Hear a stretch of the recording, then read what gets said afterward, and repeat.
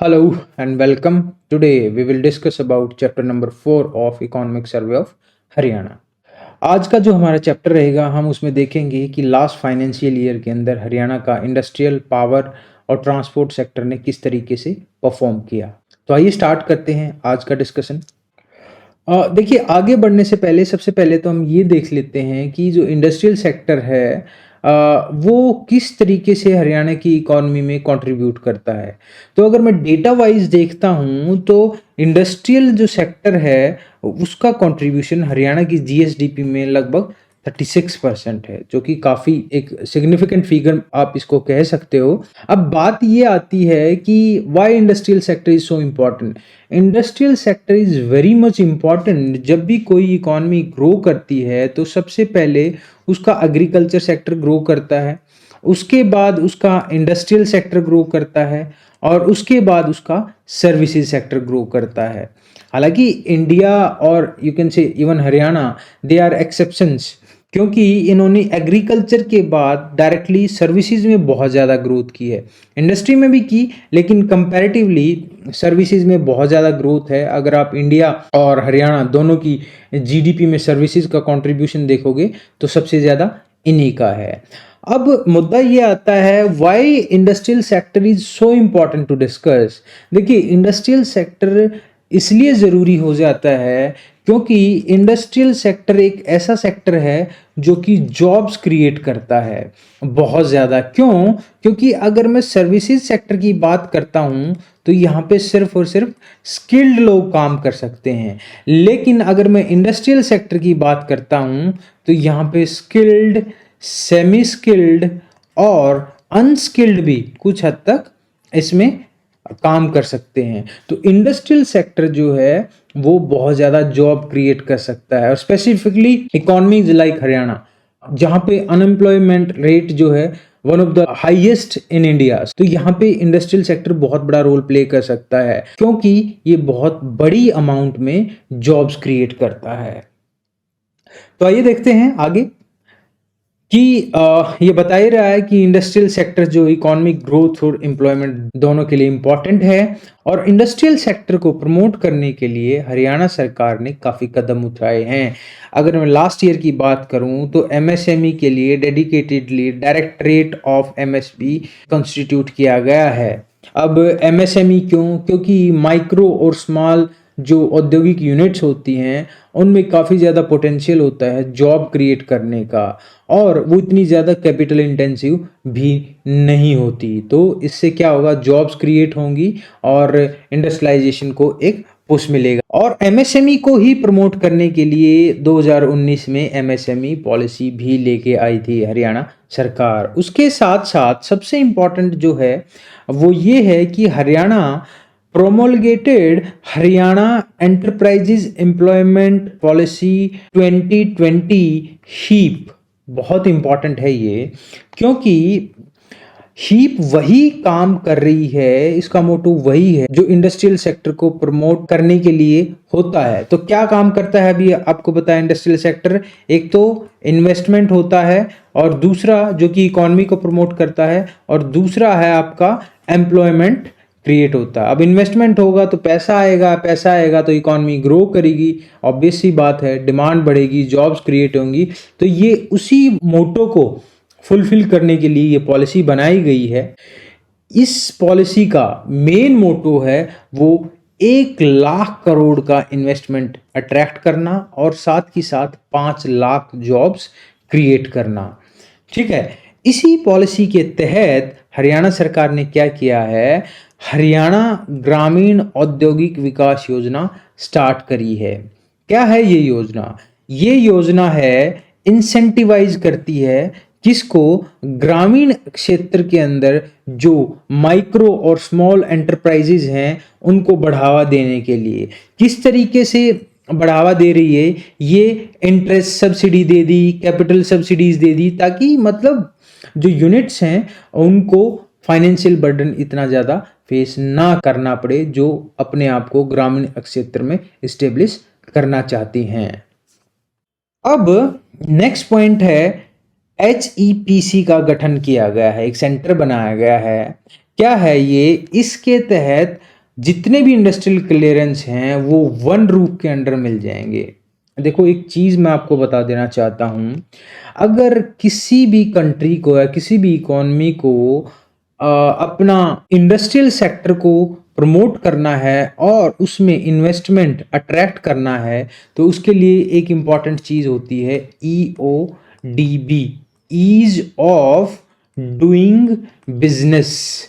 ठीक है, ये बहुत ही सही होना चाहिए, ईज ऑफ डूइंग बिजनेस काफ़ी अच्छा होना चाहिए, ताकि जो इन्वेस्टर है वो इजीली यहाँ पे इन्वेस्ट कर सके, और अगर उसको एग्जिट करना है तो इजीली यहाँ से एग्जिट कर सके। ठीक है, तो इस चीज़ को प्रमोट करने के लिए, EODB को प्रमोट करने के लिए हरियाणा सरकार ने हरियाणा एंटरप्राइजेज प्रमोशन सेंटर बनाया गया है, जिसके तहत जो इंडस्ट्रियल क्लियरेंस है वो एक ही छत के नीचे मिल जाएगा। नेक्स्ट पॉइंट है, government is developing industrial commercial township of nearly 3,217 acres near Kharkhoda and IMTs at सोना। देखिए ये भी एक ईज ऑफ डूइंग बिजनेस के अंदर ही आप इसको कंसीडर कर सकते हो। क्यों? क्योंकि गवर्नमेंट यहाँ पे क्या कर रही है, जमीन खुद एक्वायर करके जो इंडस्ट्रीज हैं उनको कह रही है कि प्लॉट्स अवेलेबल हैं, आप आइए यहाँ पे प्लॉट खरीदिए और इन्वेस्टमेंट कीजिए। तो क्या हुआ है लास्ट ईयर में, जो डेवलपमेंट है नया, जो गुड़गांव के अंदर मारुति प्लांट था उसको शिफ्ट किया जा रहा है कहाँ पे, खरखोदा सोनीपत के अंदर, क्योंकि गुड़गांव में काफ़ी ज़्यादा कंजेशन हो गया है इस प्लांट की वजह से, तो यहाँ पे शिफ्ट किया जा रहा है। उसके लिए ज़मीन भी एक्वायर हो गई है और साथ ही साथ IMTs डेवलप की जा रही हैं सोना के अंदर, ताकि वहाँ पे भी इंडस्ट्रियलाइजेशन या फिर इंडस्ट्रियल यूनिट्स लग सकें। ठीक है, आगे देखते हैं, government of Haryana is working on the development of 5 cities along KMP corridor as part of Panchgram vision. Haryana सरकार ने एक पंचग्राम विजन स्टार्ट किया है। इसमें क्या है, ये जो KMP का हिस्सा है, यहाँ पे कुंडली है और यहाँ पे मानेसर है, तो ये वाला जो एरिया है ये काफ़ी ज़्यादा इंडस्ट्रियलाइज और कंजेस्टेड होता जा रहा है। तो अभी क्या किया जा रहा है कि इसके अलोंग 4-5 सिटीज़ बसाए जाएं। उसके दो फायदे होंगे, एक तो इंडस्ट्रियलाइजेशन हरियाणा के लार्जर पार्ट को इफेक्ट कर पाएगा, और दूसरा क्या है, जो कंजेशन है इन इंडस्ट्रियल एरियाज के अंदर उसको भी कम किया जा सकता है। तो पंचग्राम विजन, ये ध्यान रखना, हरियाणा गवर्नमेंट ने स्टार्ट किया है, जिसके तहत 5 सिटीज़ डेवलप किए जाएंगे KMP के अलोंग। उसके साथ साथ integrated multi modal logistic hub भी बनाए जा रहे हैं, ताकि लॉजिस्टिक जो सेक्टर है उसको भी बढ़ावा दिया जा सके। तो नारनौल और महेंद्रगढ़ में इनको एस्टेब्लिश किया जा रहा है। नेक्स्ट हेडिंग है माइंस एंड जियोलॉजी, कि हरियाणा के अंदर माइंस और जियोलॉजी की क्या कंडीशन रही लास्ट फाइनेंशियल ईयर के अंदर। तो देखिए, सबसे पहले तो हमें ये पता होना चाहिए, हरियाणा के अंदर कोई भी मेजर मिनरल नहीं पाए जाते हैं। माइनर जो है मिनरल्स ही पाए जाते हैं, जो कि मेनली कंस्ट्रक्शन में काम आते हैं। फॉर एग्जांपल स्टोन, आपका महेंद्रगढ़, भिवानी, तोसाम वाला जो एरिया है, नारनौल, इवन फरीदाबाद और गुड़गांव, वहाँ पे ग्रेवल सैंड वगैरह, ये आपका जहाँ पे यमुना लगती है, सोनीपत के आसपास का एरिया है, वहाँ से सैंड एक्सट्रैक्ट किया जाता है, माइनिंग की जाती है उसकी, वो भी कंस्ट्रक्शन में काम आता है। तो बेशक से थोड़े हों, लेकिन उसके लिए प्रॉपर पॉलिसी होनी चाहिए। तो हरियाणा गवर्नमेंट ने पॉलिसी ऑलरेडी बना रखी है 2016-17 में, तो इस साल भी उसी पॉलिसी को कंटिन्यू किया गया है। The process of granting mineral concession, जो मिनरल को एक्सट्रैक्ट करने के लिए जो प्लॉट दिया जाता है, उसके लिए जो तरीका होता है वो वही रखा गया है जो 2016-17 में अपनाया गया था। आगे है the process to grant smaller mining blocks. एक पॉलिसी लेके आई है सरकार, जिसमें क्या होगा कि जो ब्लॉक्स हैं माइनिंग के लिए वो छोटे भी दिए जाएंगे। पहले सिर्फ बड़े ब्लॉक्स दिए जाते थे। उससे प्रॉब्लम ये थी कि जिनके पास काफ़ी मोटा पैसा है, जिनके पास काफ़ी इन्वेस्टमेंट है, वो तो इसका हिस्सा बन पाते थे जब इसकी बोली होती थी, जब इसका ऑक्शन होता था। लेकिन छोटे जो लोग हैं, जिनके पास कम पैसा है, वो इसका हिस्सा नहीं बन पाते थे। तो उस चीज़ को डील करने के लिए हरियाणा सरकार ने क्या किया है, अपनी पॉलिसी लेके आई है, जिसके तहत स्मॉलर माइनिंग ब्लॉक्स भी ग्रांट किए जाएंगे so that small entrepreneurs can also enter into mining business. ठीक है, उसके बाद माइनिंग में और क्या कर रही है हरियाणा सरकार? हरियाणा सरकार की कोशिश है कि जो इलीगल माइनिंग है उसके अगेंस्ट जीरो टॉलरेंस पॉलिसी अपनाई जाए। और इस चीज को रोकने के लिए क्या किया गया है, डिस्ट्रिक्ट लेवल पे टास्क फोर्स गठित की गई हैं। किसके under? Under the chairmanship of DC with superintendent of police in each concerned district to stop illegal mining। illegal mining को रोकने के लिए ये कदम उठाए जा रहे हैं। उसके बाद है पावर सेक्टर। पावर सेक्टर काफी ज्यादा इंपॉर्टेंट है इंडस्ट्री और इंडस्ट्रियलाइजेशन के लिए, और हरियाणा के अंदर इतनी ज़्यादा नेचुरल रिसोर्सेज नहीं हैं, तो हरियाणा ज़्यादातर अपनी पावर प्रोडक्शन करता है थर्मल पावर प्लांट से, और कुछ पावर प्रोडक्शन करता है ज्वाइंट जो हाइड्रो पावर प्रोजेक्ट्स हैं। फॉर एग्जांपल हिमाचल के साथ मिलके कोई डैम बना लिया तो उसमें एक ही भाई हम इतनी कोस्ट लगा देंगे, इतना इतना फिर पावर बांट लेंगे किसी दूसरे स्टेट के साथ, पंजाब के साथ। तो दो तरीके से अपना पावर प्रोडक्शन करता है। आज के टाइम पे अगर मैं देखूं टोटल इंस्टॉल्ड कैपेसिटी वो लगभग 12,147 मेगावाट की है, जिसमें से सबसे ज़्यादा जो हम प्रोड्यूस कर पाते हैं वो खुद के स्टेशन से लगभग 2,500 मेगावाट, और लगभग 850 मेगावाट हम ज्वाइंट ओन्ड जो प्रोजेक्ट्स हैं दूसरे स्टेट्स के साथ वहाँ से, और बाकी बची हुई हम सेंट्रल पूल से और इंडिपेंडेंट जो प्राइवेट पावर प्रोजेक्ट्स हैं जैसे टाटा, रिलायंस वगैरह ये भी पावर प्रोडक्शन करती हैं तो उनसे लेते हैं। तो ये था हमारा मतलब state of power production in Haryana. तो टोटल कितना पावर प्रोडक्शन हो रहा है? लगभग 12,000 मेगावाट के आसपास पावर प्रोडक्शन हो रहा है हरियाणा के अंदर। और इसी के हिसाब से देखते हुए पर कैपिटा कंजम्पशन लगभग 1800 यूनिट्स है, जो कि 57 यूनिट्स होती थी at the time of formation of Haryana. Last year Haryana के अंदर जो ट्रांसमिशन एंड डिस्ट्रीब्यूशन लॉसेज हैं या फिर कमर्शियल जो लॉसेज हैं वो भी घटे हैं। 2015-16 में जो लगभग 30% थे अब उनसे आधे रह गए हैं, लगभग 16% के आसपास। ठीक है, नेक्स्ट है महारा गांव जगमग गांव स्कीम के तहत लगभग 5,500 विलेजेस को 24/7 पावर सप्लाई दी जा रही है। उसके बाद है डिस्ट्रीब्यूशन कंपनीज की हालत भी काफ़ी सुधरी है। देखो डिस्कॉम्स बहुत ज़्यादा रोल प्ले करती हैं। डिस्कॉम्स होती हैं डिस्ट्रीब्यूशन कंपनीज, UHBVN उत्तर हरियाणा बिजली वितरण निगम, और फिर है DHVBN, ठीक है, दक्षिण हरियाणा बिजली वितरण निगम। ये क्या है? डिस्ट्रीब्यूशन कंपनीज हैं, लेकिन दोनों की दोनों गवर्नमेंट ओन्ड हैं, सरकारी हैं ये दोनों कंपनियां। तो उनमें क्या होता था कि चोरी की वजह से और टेक्निकल फॉल्ट्स की वजह से बहुत ज़्यादा लॉसेज होते थे कि भाई पुराने तार हैं, इस वजह से एक तो क्या है पावर डिसिपेशन होता था बहुत ज़्यादा, और दूसरा क्या है चोरी बहुत ज़्यादा होती थी, तो जिसकी वजह से ये डिस्ट्रीब्यूशन कंपनियां बहुत ज़्यादा घाटे में रहती थी।